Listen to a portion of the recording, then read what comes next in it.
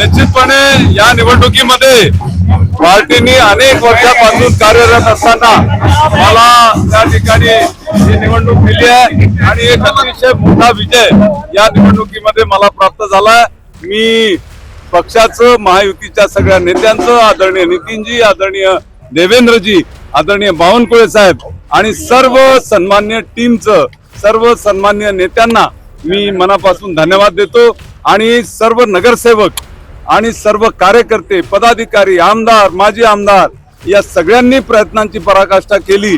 या सगळ्यांना सुद्धा मी मनापासून खूप खूप धन्यवाद देतो। त्यांचा पराभव निश्चित होता, पण किती दारुण पराभव होऊ शकतो हे या निवडणुकीने दाखवून दिलाय। खरं पाहिलं असता महाविकास आघाडीजवळ 200 मतं होती, पण आज त्यांना केवळ 130 मतं त्या ठिकाणी मिळाली आहे। 70 मतं महाविकास आघाडीची फोडण्याचं काम केलेलं आहे। काँग्रेसला स्वतःही त्यांची मतं राखता आली नाही। त्यांच्या नेतृत्वाचा हा दारुण पराभव आहे। त्यांचे प्रदेशाध्यक्ष हर्षवर्धन सपकाळ यांच्या सहित काँग्रेसच्या सगळ्या नेत्यांचा हा अतिशय दारुण पराभव केवळ नागपूरमध्येच नाही तर संपूर्ण महाराष्ट्रामध्ये झालाय आणि आज 17 पैकी 17 जागावर विक्रमी मतदान घेत त्या ठिकाणी महायुतीचे सर्व आमदार निवडून आलेले आहेत।